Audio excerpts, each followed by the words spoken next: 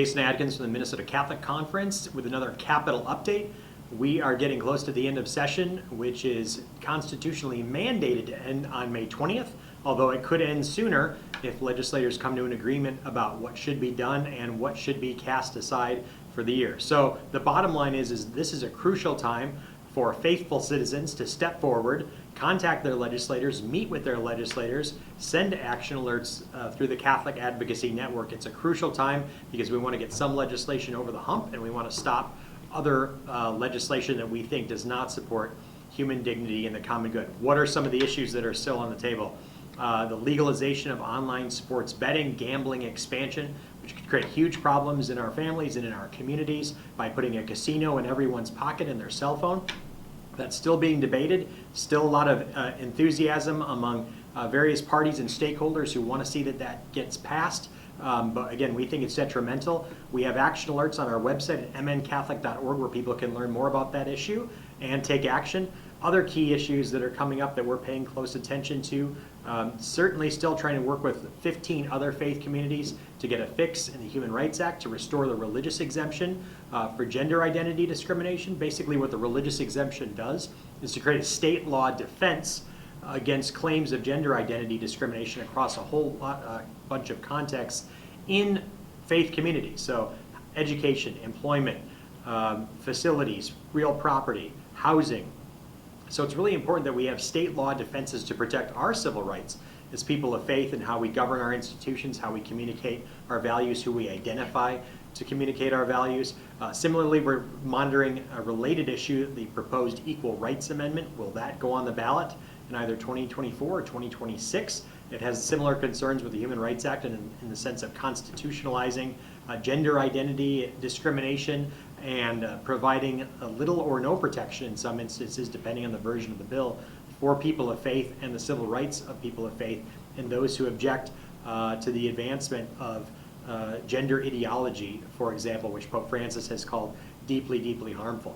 We're also looking at the legalization of commercial surrogacy agreements. That's something that's been on the table for years and years, and we've been able to stop. But again, it gains momentum because what surrogacy brokers and attorneys want to have happen is to create a legal framework in the state so that the surrogacy contracts will be enforced by courts. So they need really what's an enabling statute for that business to grow and expand, again, to ensure that their contracts are enforced. We think it's a way for people with money and means to circumvent the adoption process. And functionally, it amounts to, as Pope Francis has said, baby selling, and he's called for a universal ban on surrogacy arrangements globally, and that's a reality of surrogacy. It's functionally, in many instances, reproductive trafficking. It allows people from all over the world to circumvent local laws and prohibitions on surrogacy, but also circumvent the adoption process. We think it's deeply harmful. We don't believe that women are for rent, and we don't believe that children are for sale. And so that's another issue about which we're going to be advocating, and we have been advocating for a number of years. We even have a dedicated website, surrogacyawareness.com. So another key issue impacting human life and human dignity. There are others, and again, the best way for you to find out what's going on, mncatholic.org, again, mncatholic.org. Legislators, as we get toward the end here, a lot of what happens are in conference committee or in negotiations among leaders.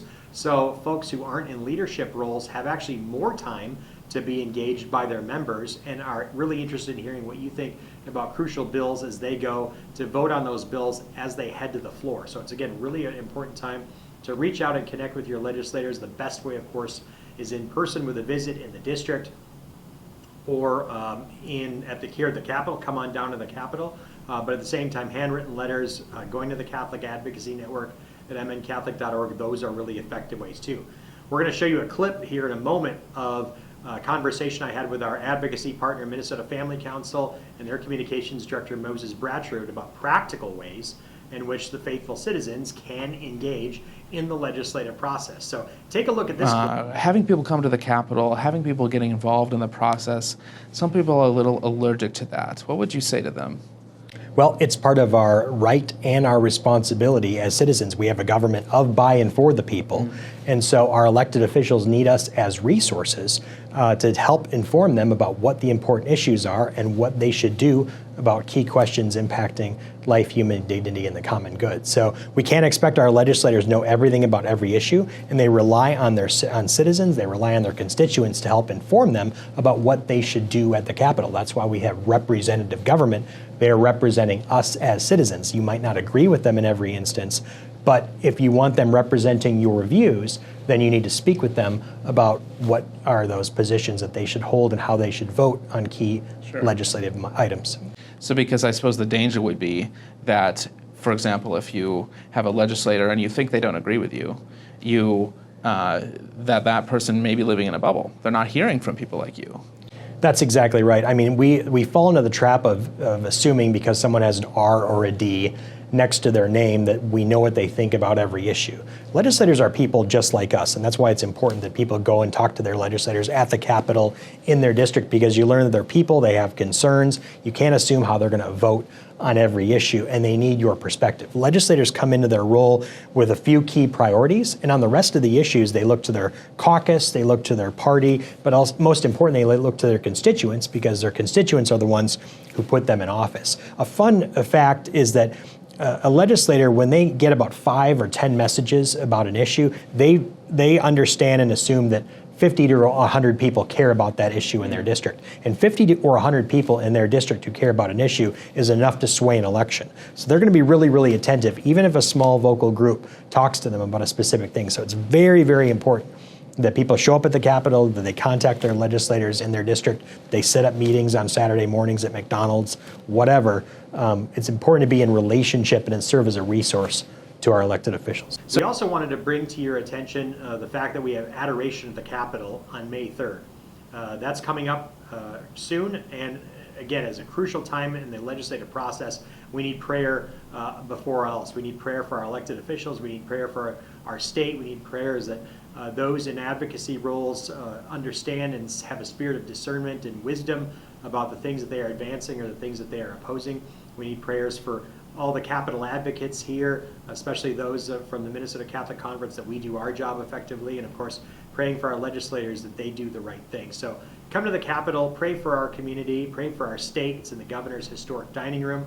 That's May 3rd. That's all day. Show up for some or part of the day. We'd love to have you. We'd love to see you there.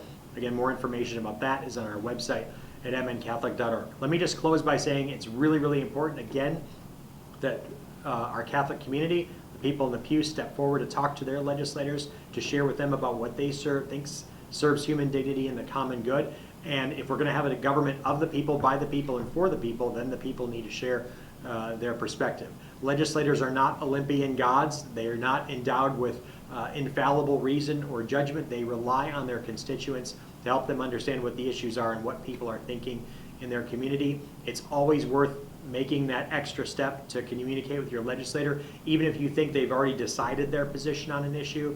It's just really, really important that you still communicate with them, because it may soften their opposition, it may harden their resolve to get the right things done. No communication is wasted, and don't be fooled by the reality of an R or a D next to their name. People do make independent decisions to have judgment, and we need a few legislators of conscience across a variety of issues to step forward and in a bipartisan way advance good legislation or stop bad legislation.